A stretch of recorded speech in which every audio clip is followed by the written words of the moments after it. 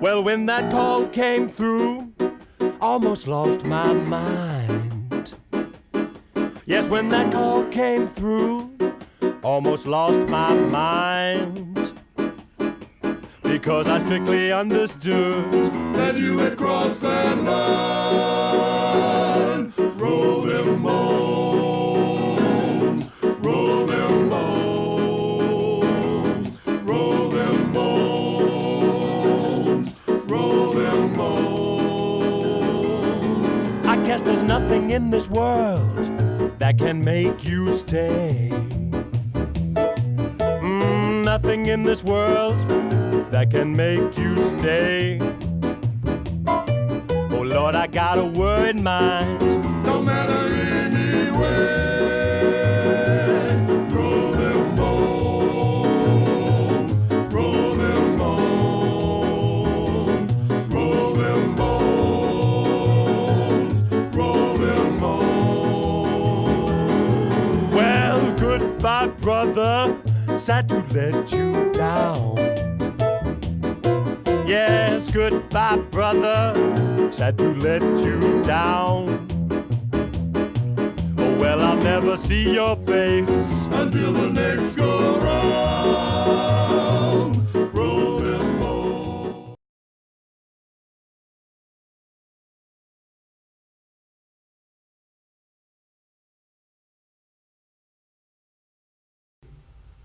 This is the last show before Sweetie and I head back to California. Tom, Louie, and myself had a ball doing this, and they're huge talents, both of them, and I feel honored to have worked with them. I'll miss all the friends I've made in North Carolina, and I'm going to particularly miss the cocktail neighbors. But what I'll miss most is the natural beauty here. Friends from California call, "What do you do there? What's the excitement?" I say, it's not about doing, it's about experiencing, especially the weather. This usually garners silence from the other end. I tell them how during the recent hurricane, when the big winds came, I rode my kayak out in the middle of our pond just to feel the power. It was awesome.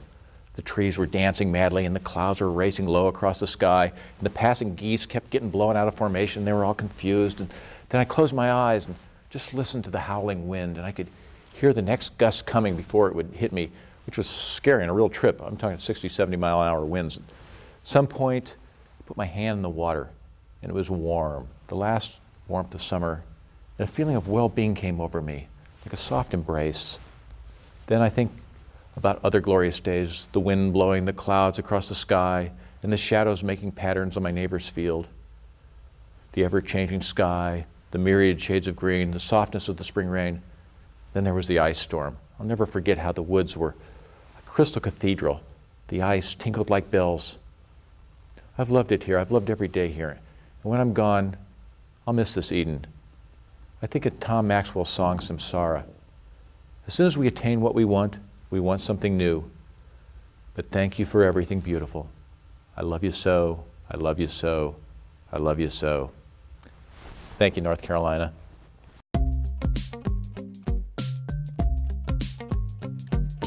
All the birds have started cooing.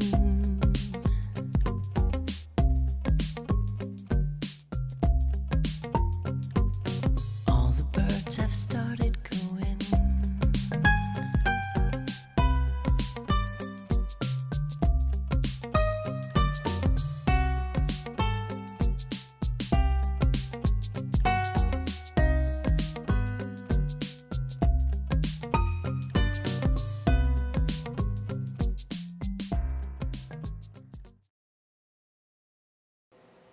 In less than 20 minutes, we were at the Anson County Hospital, and I could tell as I rounded the corner to the family waiting room that things were not good.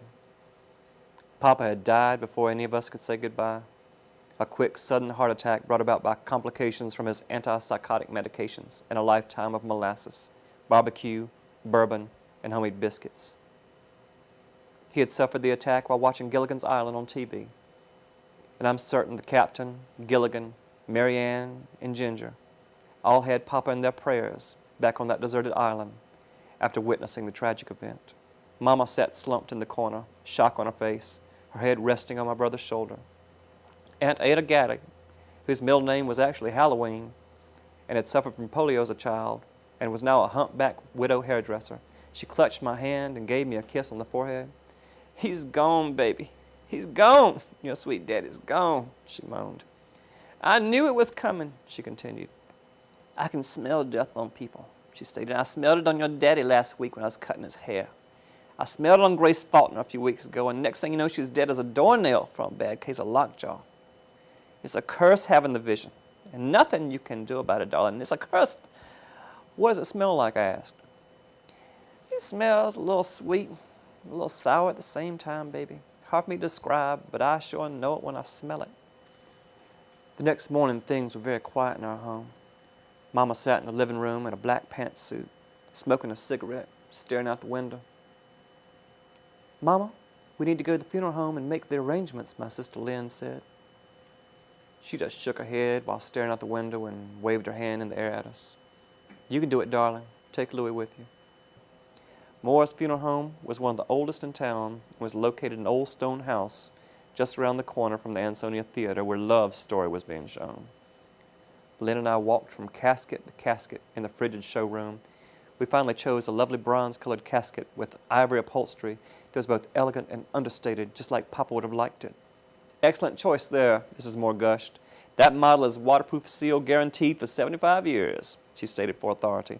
"But now you need a vault," she instructed, and let us pass several huge examples. "This one is lined in mirrored stainless steel with an iridescent metal coating that is guaranteed watertight for 75 years, she beamed. "Well, you just said the coffin was guaranteed watertight for 75 years. How many years does a coffin have to be watertight anyway?" I asked. "Daddy always said bury him with a peach pit in his hand. And how's that going to sprout if he's all locked up in a bunch of boxes?" I continued without even blinking. Mrs. Moore laughed a nervous laugh, and my sister pointed to the basic vault model and said, "We'll take this one." The funeral was held in the main sanctuary of the First Baptist Church, and everyone in town came to show their respect. I never had been around a dead person before, but I have to admit, he looked as handsome as I'd ever seen. Not a hair out of place, thanks to Aunt Ada, who also moonlighted as the funeral home cosmetologist. The service was brief, a few kind words, instrumentals, and then we proceeded on our way to the graveside service in Norwood, 15 miles away. Cars from other lanes pulled to the sides of the road in respect, and we snaked our way through the countryside, snow clouds tracking our progress mile by mile. Norwood Cemetery is a forlorn and remote place, right across the street from Shantytown with its cheap frame houses, broken-out screen doors, and rusty Cadillacs up on blocks. Ancient oaks crowd leaning obelisks, and tombs weathered from hundreds of showers and snows. All the Thompsons were there, from my mother's parents to their parents and their parents, uncles and aunts, cousins and kin, babies with names like Moonine and Esteline. Here lay the grave of Vera Pines, my aunt who had died from scarlet fever at age 10. Here lay Jones Thompson, who had been struck by lightning at his own wife's funeral in 1800. All these relatives listened to the edges of the newly opened hole, waiting to greet my father in his new resting place. The flowers were in abundance, and 2 vans had been necessary to transport them all. A huge wreath of white roses from Uncle Clyde Cecil Dixon and Aunt Pauline. Another wreath shaped like a huge telephone made of yellow mums, the receiver off the hook, and a white ribbon with gold lettering that simply stated, "Jesus called." Baskets of carnations, towers of lilies, turned this barren wintry patch of Stanley County clay into an exotic tropical garden, if only for a moment. "Lord, we give back to you Frank Washington Lewis, and pray that you will take him in your warm, loving arms and welcome him into the congregation of your blessed worshipers who are lucky enough to have the opportunity to sing your praises for all eternity," Reverend Hungsinger prayed aloud. The casket slowly descended on its motorized trolley, and Mama threw a kiss and a white rose into the grave, and she turned to walk away, leaving my father free to shake the hand of eternity.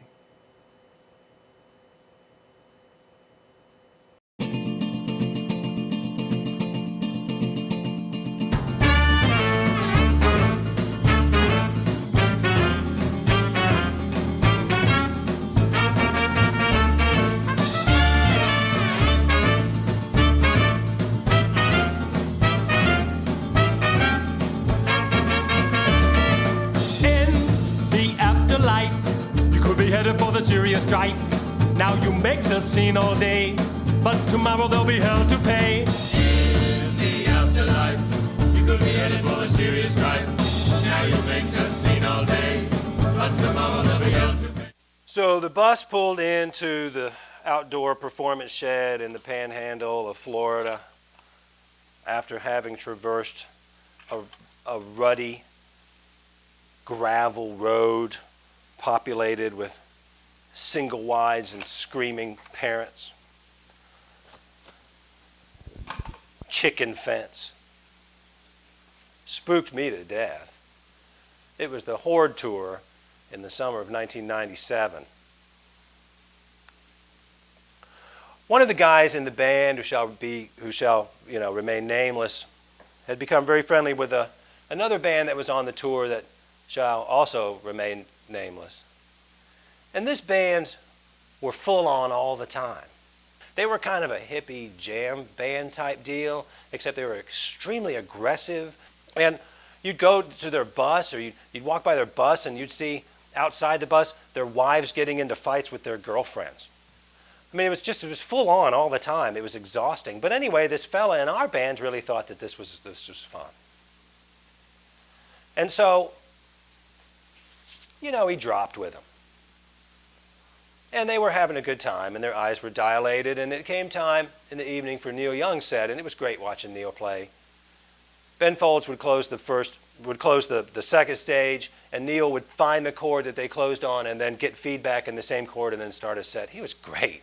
He was a great player. He had brought his wife and he had brought his son. Ben, who's confined to a wheelchair.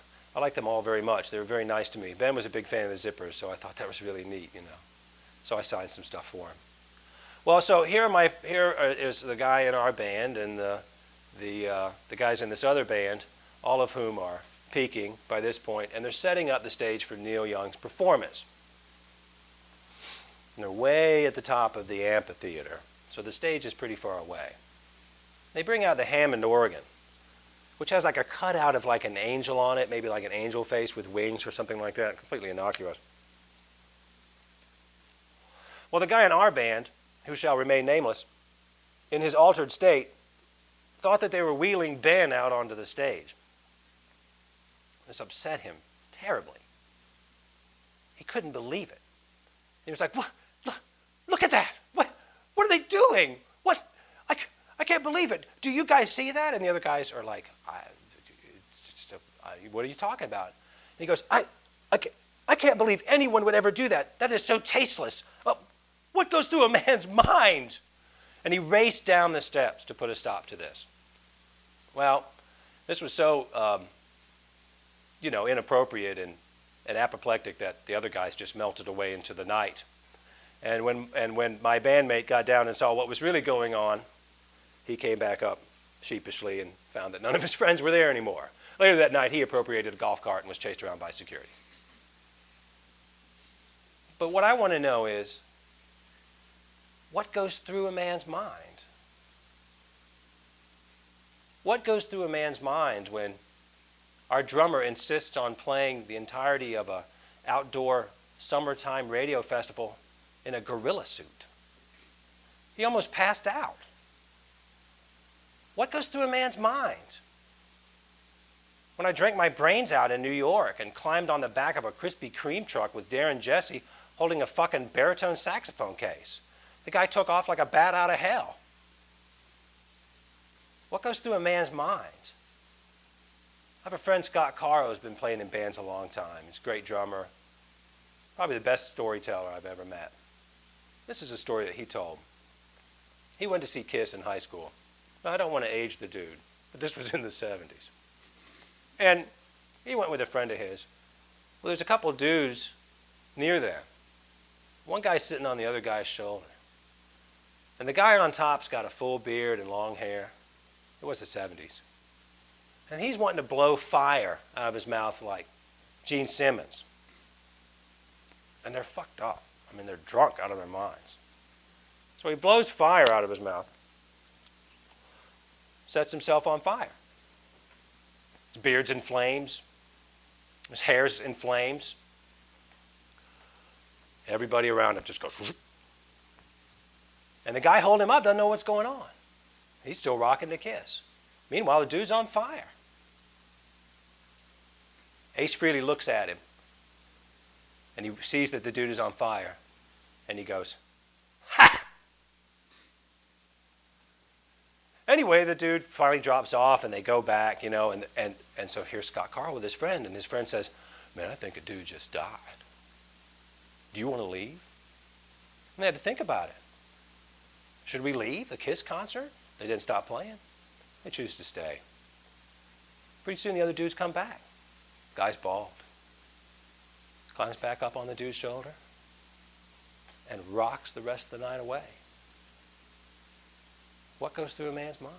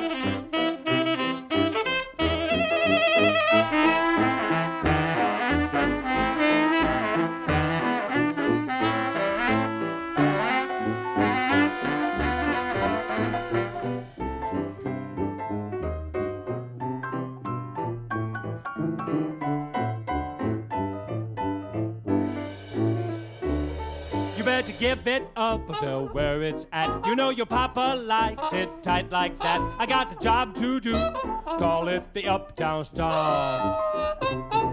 Everybody with sense is home in bed, but that's the time I'm cracking head. You better watch your step, doing the Uptown Star. Some people want to keep it all on the level. Think they're being chased by the devil. That don't matter to me. Some people don't love the lies no more. They're sleeping on the killing floor. I tell you how I'm gonna be. While you wait in line for your starry crown, I'm going to throw my burden down. Let me testify, doing it, yeah! Come on!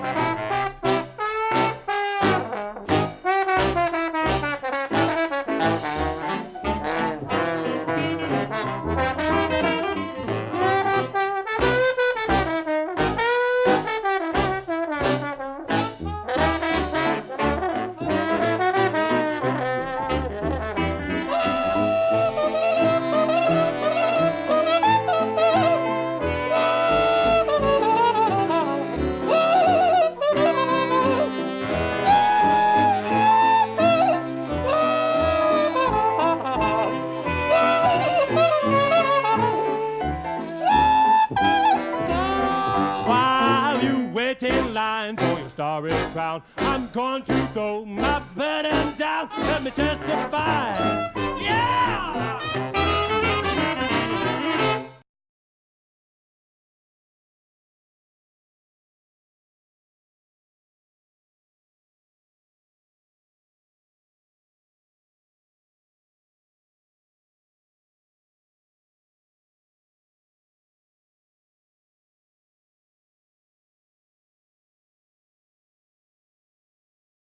Late autumn, 2001.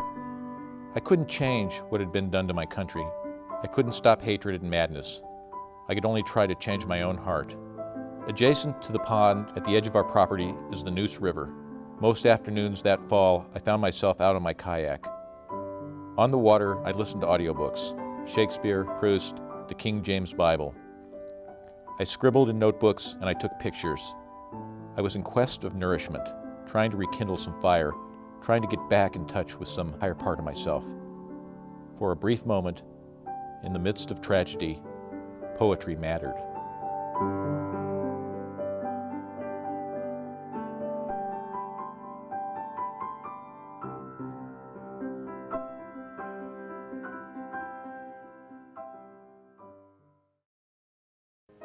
Many artists say, and for me it is true, art is a religion. I turn to my religion now. This afternoon out in the river, I rode close to a great blue heron. The ungainly bird seemed like a remnant of the dinosaur age, primeval. Before I could get close enough for a picture, it took off like an umbrella unfolding. I marveled that the gnarled stumps crashed along the bank from storms past. Leaves floated down from the trees, red, brown, and orange. All was reduced to the basic elements, the light, the smell of burning leaves, and the silence of the sky. A silence suddenly pierced by migrating blackbirds swarming back and forth between trees on one side of the bank and then the other. I saw black against orange, then orange against black. It was a vision so sublime, I wondered if such glory is what I might see in my mind's eye at the last hour. Having the camera makes me more observant, makes me focus. I no longer seek out the picturesque, the postcard. I'm trying to develop a subtler vision. I'm trying to see deeper. I'm learning to take notice of abstracts, patterns, and interesting shapes. Mostly, I look for a particular light, a light that seems to separate the sacred from the mundane. Call it God's light, if you will. I found this light illuminating a leafless sycamore tree. The tree had no inherent symbolism, no mythology, and no larger meaning, but the fact that it filled me with awe, with emotion, with humility. Wasn't that holy enough? Next, on the river, I concentrated on the shimmering reflection of elm trees on the water, golden leaves lit translucent from behind. I was mesmerized by the fluid dance that changed with the ripples. For the last few nights, when I closed my eyes to sleep, it was orange and yellow and brown that I saw, the color of the leaves, and the porcelain blue sky that grows darker at the edge of the picture. I saw the swirling leaves from the poplars and the oaks. I can still feel the leaves underfoot as I embark at the boat ramp. I note a mass of black leaves in the water clumped around a fallen poplar. I stop for a picture. The lighting and composition are perfect. The image is stark, minimal, a sonata of senescence. The question is, should I include the beer can? Yes, absolutely. That's just God's humor. According to Thomas Merton, you don't find God, you create the conditions for God to find you. Or, to put it in musical terms, the task of the composer is to compose himself. Sunday afternoon, cold, sunny, and my first day back on the river in weeks. The colors of autumn are gone, and the grays and browns of winter have taken their place. The blessing of winter is that you can see more, especially the birds. I noticed 2 hawks perched in the trees. Then I saw another, 3 hawks. I kept looking and saw another, and then another, 5 hawks. I counted them again, and I found one more. All total were 6 hawks, looking like noble centurions perched high above the ground. I didn't see another hawk for the rest of the day. The cranes didn't even stir when I passed them. They seemed used to me. One came in from out of nowhere and flew across the woods, making a loud screech. The reflection of the clouds upon the water was particularly intense, particularly vivid. 4:15. Looking for my one picture, the perfect light, the moment, and I found it. An orange bush reflected golden on the water. The only shrub with coloration, iridescent like a burning bush. But it didn't speak, or if it did, I didn't hear it. On the bridge, my turnaround point, I noticed dancing white squares, some overlapping at different angles. The smaller rectangle shapes within the larger squares appeared to float forward to create the illusion of a layer of space between the horizontal and vertical planes, like a Casimir Maevich Suprematus composition. Rowing home in the other direction, the reflections were sharply drawn, black and white, with muted color, a fine mirror. I kept my eye on the water and navigated between the images of the trees. Reality flipped. The reflection became real. The sensation was as if I were floating above the trees through the clouds. I went on like this, rowing through the clouds, and I was overcome with undiluted joy, almost enough to bring tears to my eyes. The sun faded and was soon below the tree line. I was alone on the river. It was perfectly tranquil. Geese passed over, and another crane swooped down, and I tried to take it all in. I placed my hands together, closed my eyes, trying to absorb the moment, the sensation, the deep peace. I wanted to cherish it, to etch it into memory. I thought how my life had become a series of magical moments, not events, not stories, just snatches of perfect light. When I rode past the spot where our pond is exposed to view, I peered through the barren trees and thought I could make out our house. I could not see anything specific, only a slight smudge of color. But I knew it was there, and it struck me there was meaning in this. Perhaps a metaphor for faith in things unseen. Walking home, I paused at our pond. It was frozen, and geese were sliding on the ice, stood for a long time in the enveloping darkness. "Good night, T.S. Eliot," I said, and repeated the hopeful last lines of The Wasteland. Shanti, Shanti, Shanti. Baby.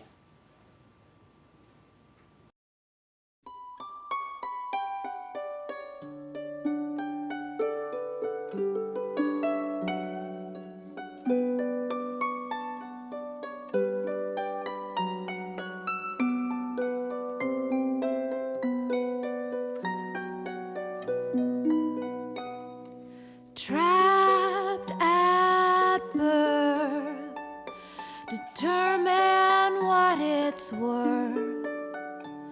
We work the most to gain the things we can the least attain. And it's a sad, sad song. We all must sing along. If our fondest wish comes true, we only wish for something new. But thank you for everything beautiful, for everything, thank you.